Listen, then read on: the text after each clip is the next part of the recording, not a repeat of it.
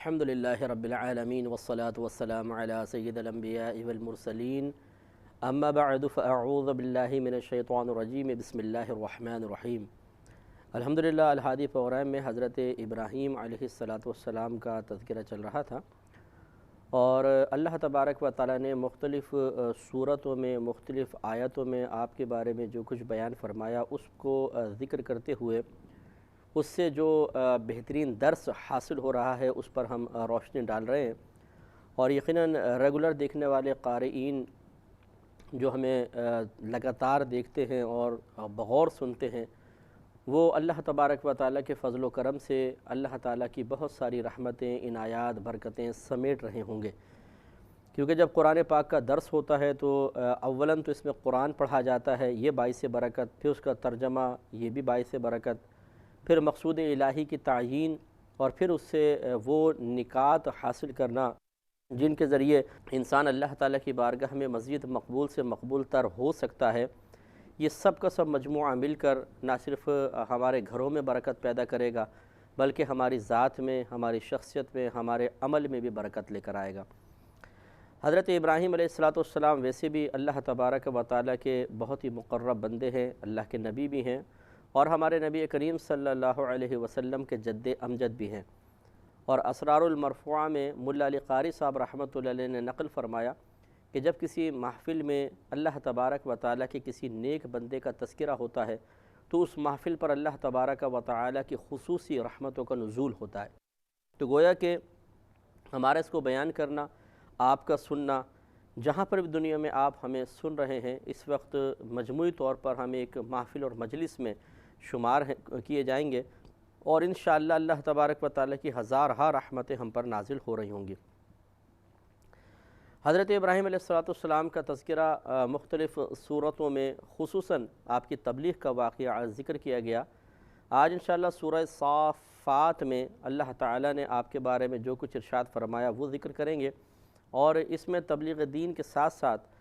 یہ وہ واقعہ بھی ہے کہ جب حضرت ابراہیم علیہ السلام کو خواب نظر آیا اور آپ نے اپنے صاحبزادے کو اللہ تبارک و تعالیٰ کے حکم سے ذبح کرنے کی کوشش کی،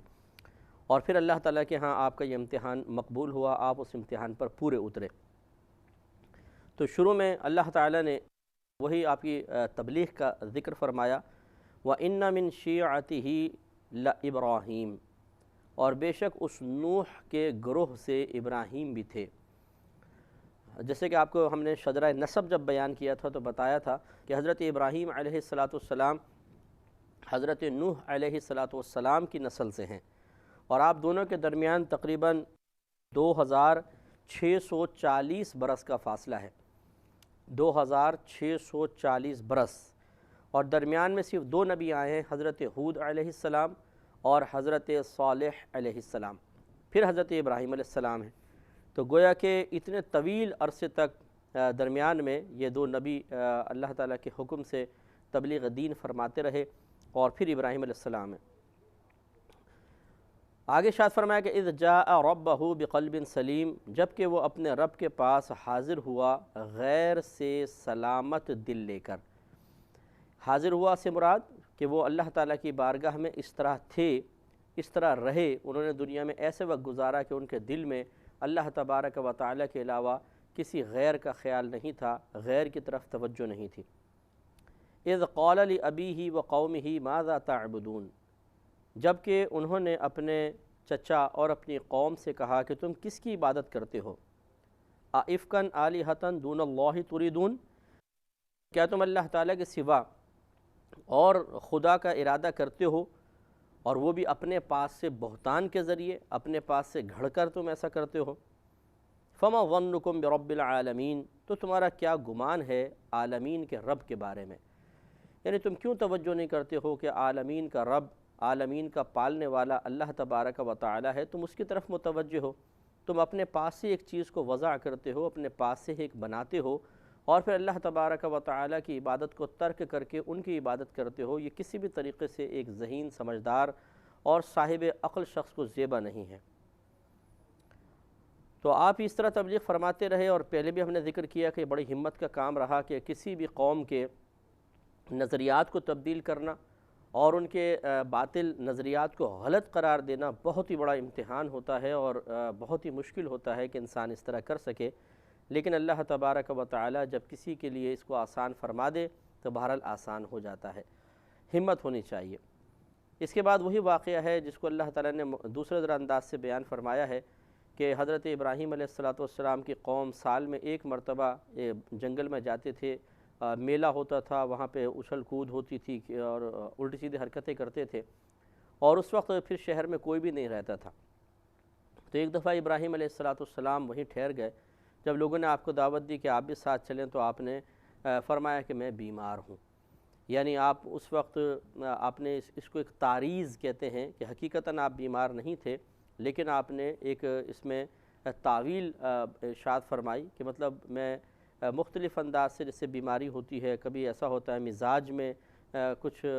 درستگی نہیں ہوتی، انسان اس کو بھی بیماری سے تعبیر کر دیتا ہے، تو اس طرح کہہ کر آپ نے اپنے آپ کو وہاں روک لیا کہ میں نہیں جا رہا ہوں، میں بیمار ہوں۔ وہ لوگ چلے گئے، تو پھر آپ نے پیچھے ان کے جو معبودان باطلہ تھے، ان کے بت تھے، ان کے پاس جا کر ان سے کچھ کویسچنس کیے۔ یقینی سی بات ہے کہ وہ جواب دینے سے تو عاجز ہی تھے، اور اس کے بعد آپ نے پھر وہی کارروائی کی جو ہم نے جس کا ذکر کیا تھا کہ آپ نے ان کو زمین بوس کیا اور بڑا ہتھوڑا جو تھا وہ سب سے بڑے بت کے کندھے پر رکھ دیا۔ اب لوگ جب واپس آئے تو ان کو پتہ چلا کہ ایسا سا معاملہ ہوا ہے، تو انہوں نے ابراہیم علیہ السلام کو کے اوپر سختی کی اور پھر آپ کو آگ میں ڈالا گیا۔ اسی بات کو اللہ تعالیٰ نے بیان فرمایا اس مقام پر، مختصراً یہ بھی عرض کرتا ہوں اور پھر ہم دوسرے واقعے کی طرف آئیں گے۔ فَنَظَرَ نَظْرَةً فِي النُّجُومِ، پھر اس نے ایک نگاہ ستاروں کو دیکھا، یعنی آسمان کی طرف دیکھا۔ تو وہ لوگ چونکہ اب اس میں یہ حکمت یہ بیان کی گئی، اچھا پھر ارشاد فرمایا فَقَالَ إِنِّي سَقِيمٌ، پھر آپ نے ارشاد فرمایا کہ بے شک میں بیمار ہوں۔ یہ اصل میں ان کی دعوت کے جواب میں تھا، انہوں نے دعوت دی تو آپ نے پہلے ستاروں کی طرف دیکھا، پھر فرمایا فَإِنِّي سَقِيمٌ، بس بے شک میں بیمار ہوں۔ تو اس میں ایک تعویل یہ لکھی ہے کہ وہ لوگ علم نجوم پر بڑا یقین رکھتے تھے۔ ابراہیم علیہ السلام نے آسمان کی طرف دیکھا، پھر فرمایا فَإِنِّي سَقِيمٌ، تو وہ یہ سمجھے کہ شاید یہ بھی ستاروں کی چال سے اندازہ کر کے اپنے بارے میں بتا رہے ہیں کہ میں عنقریب بیمار ہو جاؤں گا۔ تو اس دھوکے میں مبتلا ہو کر، اگرچہ آپ کا مقصد ان کو معاذ اللہ کوئی دھوکہ دینا نہیں تھا، یہ تو ایک آپ نے حیلہ اور طریقہ اختیار کیا تھا، انہوں نے خود ایک نتیجہ مرتب کیا اور آپ کو چھوڑ کر چلے گئے۔ فَتَوَلَّوْا عَنْهُ مُدْبِرِينَ، تو وہ آپ کی طرف پیٹ کر کے پھر گئے اور وہ میلے کے اندر چلے گئے۔ فَرَاغَ إِلَىٰ آلِهَتِهِمْ فَقَالَ لَا تَأْكُلُونَ، پھر آپ ان کے خداؤں کی طرف چھپ کر چلے، یعنی چپ کے آپ گئے اور پھر ان سے کہا کہ کیا تم کھاتے نہیں ہو؟ مَا لَكُمْ لَا تَنْطِقُونَ، تمہیں کیا ہوا کہ تم بولتے نہیں ہو؟ فَرَاغَ عَلَيْهِمْ ضَرْبًا بِالْيَمِينِ، اور یقینی سی بات ہے جب آپ نے کویسچن کیے تو انہوں نے کوئی جواب نہ دیا، تو فَرَاغَ عَلَيْهِمْ ضَرْبًا بِالْيَمِينِ، تو لوگوں کی نظر بچا کر آپ نے انہیں دائنے ہاتھ سے مارنا شروع کر دیا۔ فَأَقْبَلُوا إِلَيْهِ يَزِفُّونَ، تو اب جب وہ مارا تو سب گر گئے، کافر واپس آئے، انہوں نے دیکھا تو بڑا ایک دم تیش میں آ گئے۔ فَأَقْبَلُوا إِلَيْهِ يَزِفُّونَ، تو کافر ان کی طرف تیزی سے دوڑتے ہوئے آئے۔ قَالَ، انہوں نے کہا أَتَعْبُدُونَ مَا تَنْحِتُونَ، فرمایا کہ آپ نے ہاتھ کے، جب انہوں نے آ کے ان کے پاس آ کے ابراہیم علیہ السلام کے پاس آ کر شکایت کی اور غم و غصے کا اظہار کیا، تو ابراہیم علیہ السلام نے ان سے ایک سوال کیا۔ قال، آپ نے فرمایا أَتَعْبُدُونَ مَا تَنْحِتُونَ، کیا اپنے ہاتھ کے تراشے ہوئوں کو پوجتے ہو، ان کی عبادت کرتے ہو؟ وَاللَّهُ خَلَقَكُمْ وَمَا تَعْمَلُونَ، اور اللہ تبارک و تعالی نے تمہیں پیدا کیا ہے اور تمہارے اعمال کو بھی، جو کچھ تم کر رہے ہو وہ بھی اللہ نے پیدا کیا، تمہیں بھی اللہ تبارک و تعالی نے پیدا کیا ہے۔ جب آپ نے یہ بولا تو وہ لاجواب سے ہو گئے اور کوئی جواب نہ بن پڑا کہ واقعی ہمیں اللہ کی عبادت کرنی چاہیے، اس معبود حقیقی نے سب کو پیدا کیا ہے، وہی نعمت عطا فرما رہا ہے، وہی زندہ کرتا ہے، وہی ہمیں آسائشیں فراہم کرتا ہے، تو اس رب کو چھوڑ کر ایسوں کی طرف متوجہ ہو جانا جو نہ نفع کے مالک ہیں نہ ضرر کے مالک ہیں، نہ وہ سنتے ہیں نہ وہ بولنے پر قدرت رکھتے ہیں، تو یہ تو ایک عجیب و غریب سی بات تھی۔ لیکن اس کے جواب میں متاثر ہونے کے بجائے، ہدایت کو قبول کرنے کے بجائے، قالوا، انہوں نے کہا قالوا ابنوا لہ بنیانا، ان کے لیے ایک عمارت بناؤ، جس کے اندر روایت میں ہے کہ 30 گز لمبی اور 20 گز چوڑی ایک 4 دیواری اس طرح بنا دی گئی اور اس میں لکڑیاں جمع کر کے آگ لگا دی گئی۔ فَأَلْقَوْهُ فِي الْجَحِيمِ، پھر انہیں یعنی ابراہیم علیہ السلام کو اس بھڑکتی ہوئی آگ میں ڈال دو۔ ایسے ہی ہوا، آگ جلی، کئی روز تک جلتی رہی اور پھر آپ کو اس میں ڈال دیا گیا۔ فَأَرَادُوا بِهِ قَيْدًا، تو انہوں نے حضرت ابراہیم علیہ السلام پر داؤ چلنا چاہا، فریب آپ کے ساتھ کرنا چاہا۔ فَجَعَلْنَاهُمُ الْأَسْفَلِينَ، تو ہم نے انہیں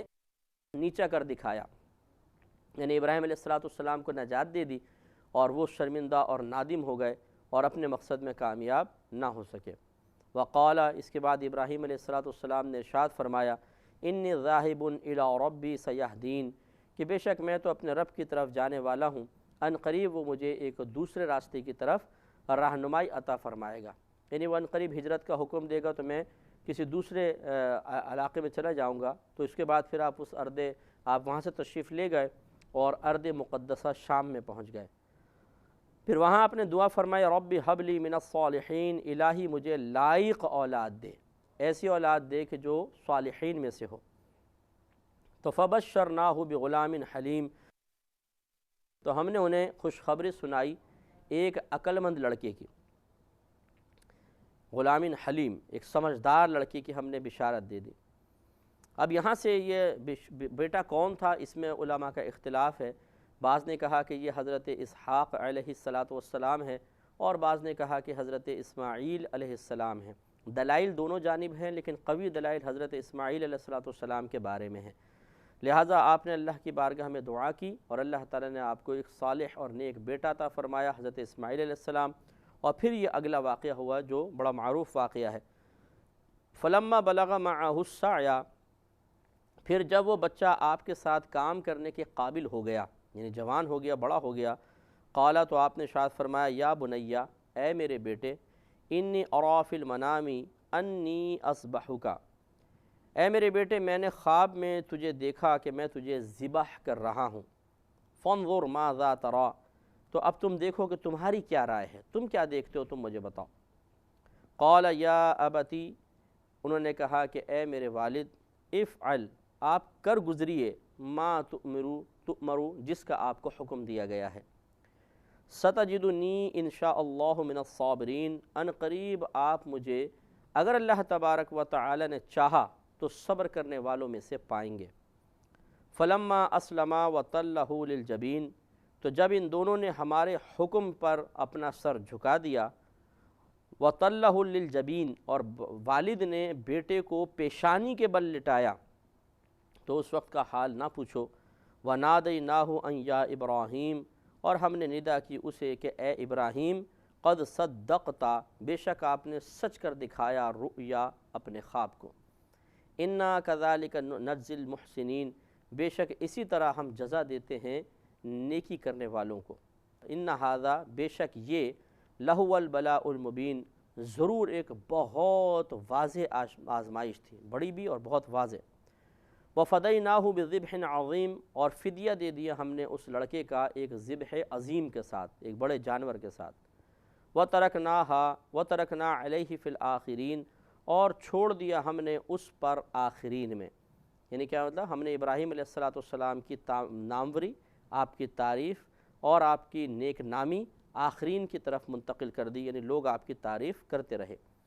سلام علی ابراہیم، سلامتی نازل ہو ابراہیم پر، کذالک نجزی المحسنین، اسی طرح ہم بدلہ دیتے ہیں نیک عمل کرنے والوں کو۔ انہ من عبادنا المؤمنین، بے شک وہ ہمارے اعلیٰ درجے کے کامل بندوں میں سے ہیں۔ وبشرناہ باسحاق نبیا من الصالحین، اور ہم نے اسے خوشخبری دی اسحاق کی کہ وہ نبی ہوں گے صالحین میں سے۔ وبارکنا علیہ وعلی اسحاق، اور ہم نے برکت رکھی ابراہیم پر بھی اور آپ کے بیٹے اسحاق پر۔ ومن ذریتہما محسن وظالم لنفسہ مبین، اور ان کی اولاد میں کوئی اچھا کام کرنے والا ہوگا اور کوئی اپنی جان پر صریح ظلم کرنے والا۔ تو خلاصہ کلام دیکھیے کہ اللہ تبارک و تعالی نے پہلے آپ کی تبلیغ دین کا واقعہ ذکر کیا، اور اس میں آپ کی مدح جس انداز سے ہوئی میں اس پہ کئی دفعہ کلام کر چکا ہوں۔ اگلا جو واقعہ ہے بہت ہی حیرت انگیز ہے، اور جس سے ظاہر ہوتا ہے کہ واقعی جو اللہ تعالیٰ کی بارگاہ میں جتنا زیادہ مقام و مرتبہ رکھتا ہے، اللہ تعالیٰ اس کا امتحان بھی اتنا ہی سخت رکھتا ہے۔ ہمارے ہاں عموماً یہ ذہن ہوتا ہے کہ اگر ہم اللہ تعالیٰ کی بارگاہ میں مقبول اور پیارے ہیں تو اس کی علامت یہ ظاہر ہونی چاہیے کہ ہم پر نعمتوں کے دروازے کھل جائیں، ہم پر سے مصیبتوں کا پہاڑ ٹل جائے، مصیبتوں کے دروازے بند ہو جائیں، مصیبتیں آنا ختم ہو جائیں۔ اگر کوئی ہمارے ساتھ دشمنی کرتا ہے تو وہ ہلاک ہو جائے، اگر کوئی ہم سے محبت اور دوستی رکھتا ہے تو ترقی کر جائے۔ اگر یہ چیزیں سامنے ظاہر ہو جاتی ہیں تو ہم یہ سمجھتے ہیں کہ ہاں اب ہم اللہ تعالیٰ کی بارگاہ میں مقبول ہیں، اور اگر نیک عمل کرنے کے باوجود، تقوی پرہیزگاری اختیار کرنے کے باوجود ایسی چیزیں حاصل نہیں ہوتی، بلکہ توقع کے مطابق رزلٹ نہ نکلتے ہوئے خود ہمارے نفس کی مرضی کے خلاف نتائج مرتب ہونا شروع ہو جاتے ہیں، تو ہم معاذ اللہ بعض اوقات مایوس ہو کے اللہ سے ناراض ہو جاتے ہیں، کبھی بغاوت کرنے لگ جاتے ہیں، بغاوت کے الفاظ ہمارے زبان سے جاری ہو جاتے ہیں، بغاوت کی بو آنا شروع ہو جاتی ہے، اور ہم یہ سمجھتے ہیں کہ شاید اللہ تبارک و تعالی معاذ اللہ ثم معاذ اللہ، کبھی ایسا بھی ہوتا ہے شیطان بہکا دیتا ہے کہ یوں ذہن میں آتا ہے کہ اللہ تعالیٰ انصاف نہیں کر رہا ہے، تو یہ غلط خیال ہے۔ بارہا آپ کو بتایا، نبی کریم صلی اللہ علیہ وسلم سے زیادہ اللہ کی بارگاہ میں کوئی بھی مقبول نہیں ہو سکتا، کوئی بھی محبوب نہیں ہو سکتا، لیکن ہمارے نبی کریم صلی اللہ علیہ وسلم کی پوری حیات طیبہ دیکھ لیں، خصوصاً اعلان نبوت کے بعد کی میں بات عرض کر رہا ہوں کہ 13 سالہ مکی زندگی اور 10 سالہ مدنی زندگی، 23 سال تک کون سا ایسا لمحہ آیا کہ جس میں نبی کریم صلی اللہ علیہ وسلم کو ایک کچھ عرصہ ذرا کسی قسم کی ٹینشن، پریشانی یا بے سکونی سے آپ محفوظ رہے؟ مکے میں تو 13 سال جس طرح گزرے وہ تو ایک تاریخ کا بڑا حصہ ہے، پھر مدینہ منورہ میں آنے کے بعد بھی 10 سال کے اندر اندر چونکہ اسلام کی تمام تعلیمات، اس کے احکامات لوگوں تک پہنچانے تھے، پھر آتے ہی منافقین کا مسئلہ، یہود کا مسئلہ، پھر غزوات تقریباً مدینہ منورہ آنے کے بعد ہوئے ہیں، ان سب میں شرکت، تو کس قدر نبی کریم صلی اللہ علیہ وسلم تسلسل سے آزمائش میں مبتلا رہے۔ پھر آپ کے چاروں صاحبزادے، ایک روایت کے مطابق 4 آپ کے صاحبزادے ہوئے اور چاروں کے چاروں بچپن میں وصال فرما گئے۔ اسی طرح آپ کے نواسے کا معاملہ کہ آپ کو معلوم تھا، آپ نے اس کی بشارت بھی دی تھی کہ دونوں نواسے جو ہیں، ایک نواسہ حضرت حسن رضی اللہ تعالی عنہ یہ بھی شہید ہوں گے، اور امام حسین رضی اللہ تعالیٰ عنہ کے بارے میں تو نبی کریم نے بچپن سے بتا دیا تھا کہ کیا کیا معاملات ہوں گے۔ اتنی شدید آزمائشیں نبی کریم صلی اللہ علیہ وسلم پر رہیں، لیکن کبھی زبان پر کسی قسم کا شکوہ جاری نہ ہوا۔ اسی طرح یہ ابراہیم علیہ السلام کا مسئلہ، تو اس لیے یاد رکھیے کہ جو بھی اللہ تعالیٰ کی بارگاہ میں جتنا مقبول ہوتا ہے، اس کی طرف مصائب و آلام اتنی ہی تیزی کے ساتھ متوجہ ہوتے ہیں۔ تو یہ کبھی بھی توقع نہ رکھیں، یہ کبھی بھی ذہن نہ بنائیں۔ میں اکثر اس لفظ کو استعمال کرتا ہوں کہ اپنی عبادات، اپنے تقوی، اپنے پرہیزگاری کو اس انداز سے کیش کرنے کی کوشش نہ کریں کہ توقع کے مطابق رزلٹ اس کے بدلے میں دے دیا جائے، بلکہ وہ صرف اللہ کی رضا کے لیے کریں اور بے نیازی کے ساتھ کریں، اس کو کوئی بدلہ نہ چاہیں۔ اللہ تبارک و تعالیٰ کی رضا کی خاطر کر رہے ہیں نا، اللہ تعالیٰ ہمارا محبوب ہے، اللہ تعالیٰ سے ہم محبت رکھتے ہیں، اور محبوب پھر سامنے سے جواب میں کسی بھی قسم کی آزمائش میں مبتلا کرے، ہم اس سے بدظن نہیں ہوتے ہیں، اس سے باغی نہیں ہوتے ہیں، بلکہ ویسی ہی محبت کرتے رہتے ہیں۔ تو انشاءاللہ یہ واقعہ میں ضرور تفصیل سے عرض کروں گا، لیکن نیکسٹ پروگرام میں وآخر دعوانا